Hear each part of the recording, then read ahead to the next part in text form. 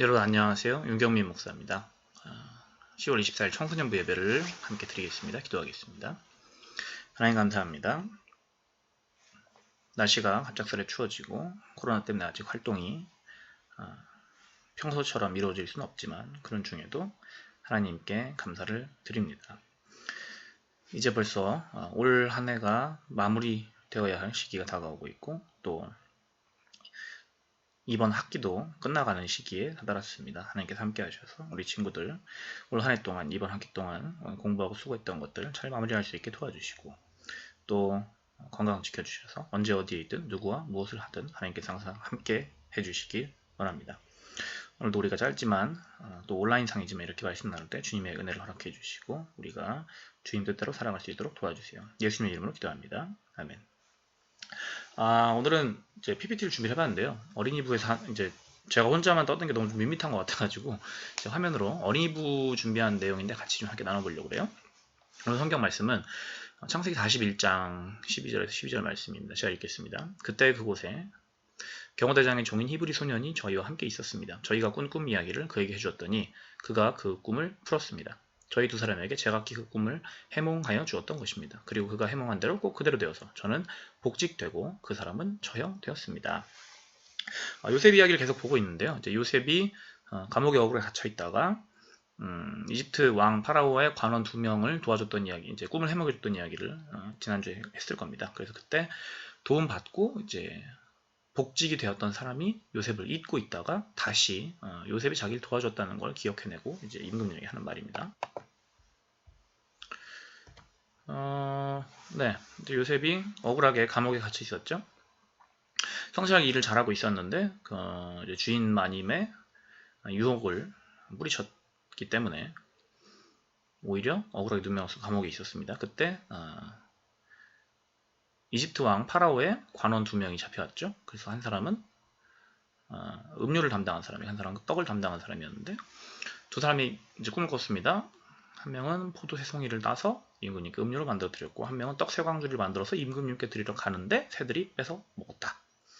그래서 한 사람은 포도 음료를 맡은 사람은 이제 복직될 것이고 떡을 맡은 사람은 사형될 것이다 이렇게 얘기를 했습니다. 그러면서 만약에 포도 맡은 당신이 복직이 된다면 나를 좀 기억해서 내가 억울하게 잡혀있다는 걸 말해주십시오 이렇게 얘기했는데 실제로 꿈을 해석한 대로 됐지만 그 사람은 까먹고 요셉의 이야기를 잊어버렸죠. 그리고 도와준다는 약속을 다 지워버렸습니다. 그런 상태에서 요셉은 감옥에 갇혀 있었습니다. 이렇게 2년이 지나게 됩니다. 2년 동안 그냥 억울하게 있던 거죠. 그런 상태에서 이집트 왕인 파라오에게 특이한 일이 하나 생깁니다. 꿈을 꾸는데 아주 특이한 꿈. 너무 특이해서 도저히 잊을 수 없는 그리고 뭔가 굉장히 중요한 의미가 있는 것 같은 그런 꿈을 꿔요. 가끔 살다 보면 그런 일이 있어요. 제가 뭐 태몽 이야기도 아마 했을 것 같은데 그런 식으로 뭔가 강렬한 꿈이 있습니다. 이 꿈을 이제 꾸고 나서 이 꿈이 이제 뭔가 중요한 내용이 있는 것 같아서 옛날 사람들도 꿈 같은 거 굉장히 중요하게 여기잖아요. 그래서 뭐 점술가나 뭐 유명한 그 똑똑한 사람들을 막 부릅니다. 그래서 이런 꿈을 내가 꿨는데 이걸 해석해봐라 이렇게 막 얘기를 하죠. 근데 아무도 그 꿈을 해석하지 못해서 왕이 답답해하고 있었습니다. 뭔가 굉장히 중요한 의미가 있는 것 같은데 이 꿈을 누가 좀 해석했으면 좋겠는데 어떻게 하면 좋을까? 이제 그런 고민을 하는 거죠. 그리고 이제 왕이라는 건 여러분 사실 개인의 사생활이 없는 거잖아요. 이 사람의 모든 일상은 국가에 관련돼 있는 거예요. 그러니까 왕이 꾼 불길한 꿈은 사실 국가의 운명에 대한 불길한 꿈이랑 똑같은 거예요. 여러분 생각해보세요. 왕이 아파요. 그러면 어떻게 되겠어요? 왕이 해야 될 일을 하지 못하니까 국가가 불안정해지는 거죠. 왕이 나이가 들거나 병들잖아요. 그러면 뭐 이웃나라에서 쳐들어올 수도 있고 반란이 일어날 수 있습니다. 왜? 국가가 불안정해지니까. 자, 그래서 이제 중요한 거죠. 그런 상황에서 술 맡은 관원이 이제 임금님께 술을 따라드리다가 자기가 2년 전에 도움받았던 일을 생각해냅니다. 그래서 오늘 성경 말씀처럼 얘기하는 거죠. 제가 이런 일이 있었는데 그 사람이 저를 도와줬습니다. 그 꿈을 해석해줬는데 그대로 됐습니다. 그래서 그 사람이라면 아마 이 꿈을 듣고 해석해줄 수도 있을 것 같습니다. 이제 이렇게 얘기를 하는 거죠. 그래서 요셉을 감옥에서 불러내서 임금님께 데려옵니다. 그리고 임금님 꿈 얘기를 하죠. 임금님 꿈은 2개였습니다. 첫 번째 꿈은 이래요.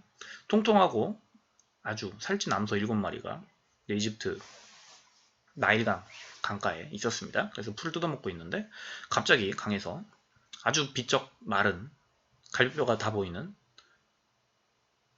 정말 보기 흉한 그런 마른 암소가 나타나서 앞에 있던 통통한 7마리 암소를 다 먹어버렸어요. 그래서 임금님이 꿈에서 딱 깼습니다. 아, 이거 너무 불길한 꿈이다. 그리고는 겨우 다시 또 잠을 잤는데 그 다음에는 곡식 이삭 7개가 자라났어요. 아주 통통하고 정말 보기만 해도 이야, 이 풍년이 들 것 같다 싶은 그런 곡식 이삭 7개가 자라났는데 잠시 뒤에 또 옆에서 아주 비쩍 마른 병든 이제 쭉정이라고 그러죠. 겉으로 모양으로 봤을 때는 이제 별로 안 좋아 보이기는 하지만 내용이 없는 거, 겉 모양만 봐도 실속이 없어 보이는 그런 텅 빈 걸 쭉정이라고 그래요. 이제 병든 곡식이죠. 그런 병든 쭉정이 곡식이 나타나서 앞에 통통한 7개 곡식을 싹 삼켜버렸어요. 이 두 번째 꿈을 꾸고 잠에서 깬 겁니다. 근데 이제 내용이 비슷한 것 같은데 이 내용이 뭘까요? 고민하는 거죠. 그래서 이제 요셉이 이 궁금증을 풀기 위해서 이제 해석을 해줍니다. 아, 이 꿈은 이렇습니다. 이 앞에 관원들에게 꾼 꿈과 아주 비슷한 꿈인데 첫 번째 꿈 7마리의 암소, 그리고 두 번째 꿈에 7개의 통통한 이삭은 7년 동안의 풍년을 의미합니다. 그리고 뒤에 나타난 비쩍 마른 7마리의 암소와 쭉정이 같은 7개의 그 텅 빈 이삭은 7년 동안의 흉년을 의미합니다. 그래서 7년 동안은 농사가 아주 잘 되고 그 다음 7년 동안 아주 농사가 안 될 겁니다. 이런 얘기를 합니다.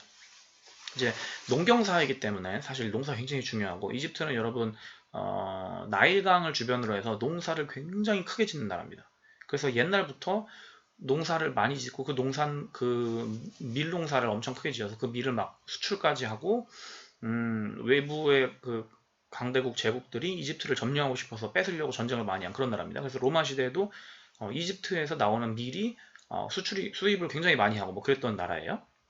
그러니까 이 농업 자체가 우리나라 마치 삼성처럼 굉장히 중요한 그런 문제인 거죠. 그래서 임금님은 굉장히 중요한 꿈인데, 자, 그래서 이 꿈대로 이제 앞으로 이런 아주 어려운 일이 닥칠 거니까 임금님이 이제부터 아주 지혜롭고 현명하고 똑똑하고 능력 있는 사람을 나라의 지도자로 세워서 이 7년 동안의 풍년을 잘 준비해서 앞으로 다가올 7년의 흉년을 그 어려울 시기를 이겨낼 수 있을 만한 사람을 뽑으셔서 나라를 준비를 하십시오. 이렇게 조언을 해줍니다. 그때 임금님이 그 말을 듣고 너무 마음에 들어서 좋다. 내가 그렇게 하겠다. 근데 내가 널 만나고 네 말을 들어보니까 네가 아주 지혜롭고 똑똑하고 또 네가 어디에 있든지 일을 잘하는 것 같고 하나님이 너와 함께 하시는 걸 내가 알겠다. 그러니까 너를 이 나라의 총리로 세우겠다. 이렇게 갑자기 얘기를 해서 이집트의 총리가 되어버립니다. 갑자기. 그래서 이 7년 동안은 이제 곡식이 풍성하게 넘치게 자라나니까 그거를 잘 이제 모아두죠. 창고를 많이 짓고 풍년이 들면 곡식이 많으니까 곡식이 싸지잖아요. 그래서 싸게 곡식을 많이 삽니다. 국가에서. 그래놓고 나중에 흉년이 들자 그 곡식을 비싸게 팔아서 이집트가 돈을 많이 벌어요. 그래서 아주 국가가 부유해집니다. 그래서 임금님이 너 아주 훌륭한 총리를 내가 너무 잘 세웠구나. 요셉 너 정말 장하다. 너는 이 나라에서 아주 편하게 살 수 있게 해줄게. 이렇게 해서 그 이야기가 마무리가 되면서 그 소식이 요셉이 잊고 지냈던 가족들의 소식까지 연결이 됩니다. 그래서 7년 풍년이 있을 땐 상관이 없었는데 7년 동안 흉년이 들자 곡식이 싹씨가 마르지 않겠어요? 그럼 먹을 게 없는 거죠. 지금이야 여러분 뭐 풍년이 들거나 흉년이 들거나 하면 곡식값이 뭐 농산물이 싸지고 비싸지고 차이만 있지 굶어 죽진 않잖아요. 근데 이 당시에는 이렇게 연속으로 흉년이 들면 그냥 굶어 죽는 겁니다. 없어요. 그래서 요셉 멀리 떨어져 살던 요셉과 그의 가족들 요셉의 가족들이죠. 요셉의 아버지와 가족들이 곡식이 떨어져서 걱정합니다. 우리가 돈은 있지만 먹을 음식이 없다. 그런데 소문을 듣자니 이집트에 훌륭한 총리가 나타나서 거기에 가면 곡식이 쌓여있다더라. 그래서 돈을 주고 곡식을 사오면 된다. 그래서 곡식을 사러 가자. 이렇게까지 얘기가 진행이 되고 마무리가 됩니다. 사실 오늘 이야기 포인트는 요셉인데요. 여러분 생각해보세요. 현대 사회에서는 일어날 수 없는 일이죠. 노예였다가 감옥에 갇힌 죄수인데 나라의 총리가 된다. 불가능한 일입니다. 그런데 또 중요한 건 뭐냐면 요즘 또 한창 대통령 선거가 막 지금 진행 중이잖아요. 여러분 한번 생각해보세요. 여러분들이 죄수였다가 갑자기 총리가 되면 그 일을 할 수 있을까요? 보통은 못합니다. 못해요. 할 수가 없어요. 뭐 총리는 너무 크니까 간단하게 생각해볼까요? 여러분들 지금 다 학생이니까 학생인데 갑자기 여러분 보고 교사를 하라고 한다거나 여러분 다니는 학교 교장 선생님 역할을 맡으라고 하면 할 수 있을까요? 못합니다. 불가능해요. 그 말은 뭐냐? 요셉이 굉장히 낮은 신분이었고 어려운 상황에 처해 있고 억울한 상황에 있었어도 자기 나름대로의 어떤 그 굉장히 철저한 준비와 대비가 다 돼 있었다는 말이겠죠. 여러분, 그래서 어른들이 하는 말 중에 기회가 올 때는 이미 늦었다는 말이 있습니다. 기회가 오면 잡아야 되는데 그 기회를 잡을 준비가 안 돼 있는 거죠. 그래서 사람들이 불평하고 억울해할 때 또 나는 이런 일 할 사람이 아니야, 난 더 잘할 수 있는 사람인데 나에게 기회가 주어지지 않는다, 이런 불평을 할 때 사실 진짜 현명한 사람들은 조용히 그 기회가 올 때를 기다리면서 자기 실력을 키우고 있을 겁니다. 여러분도 마찬가지죠. 지금 여러분은 아직 학생이고 어리고 뭐 여러분에게 뭐 주어진 일이 막 어른들이 하는 그런 일과 같지는 않겠지만, 그러나 여러분들이 지금부터 또 힘들 때, 일이 잘 안 풀릴 때부터 준비한다면 기회가 왔을 때 그 실력을 발휘할 순간이 오겠죠. 그러면 그때부터 여러분들은 자기의 모습을 멋있게 보여줄 수 있을 겁니다. 실제로 그런 경우가 많아요. 특히 그 오페라나 뮤지컬에서 항상 주연 배우와 대역 배우가 있거든요. 대역 배우는 뭐냐면 엑스트라예요. 주연 배우가 사고가 생기거나 몸이 아프거나 뭐 일이 생겨서 못하면 대역으로 서는 사람이 대역 배우입니다. 그 사람들은 이제 보통 거의 기회가 없어요. 그런데 그런 거에 불평하지 않고 뭐 축구 선수 후보랑 똑같은 거죠. 근데 항상 자기가 나설 기회가 없어 보여. 그래서 열심히 연습을 안 했어. 그런데 막상 기회가 왔을 때 들어가서 못하면 그걸로 끝인 거죠. 근데 오페라 가수 중에도 축구 선수도 마찬가지죠. 자기에게 잠깐 기회가 왔을 때 평소에 열심히 남들이 뭐라 하건 말건 준비하고 연습한 사람들이 오히려 주역을 밀어내고 주전을 밀어내고 자기가 주연이 되어버리는 경우가 꽤 있다고 그래요. 꽤. 그래서 여러분들도 요셉처럼 어렵고 힘든 상황이 있더라도 그걸 포기하거나 하지 말고 또 항상 준비하면서 기회가 오면 그 기회를 잡을 수 있는 그런 여러분 됐으면 좋겠습니다. 기도하고 마칠게요.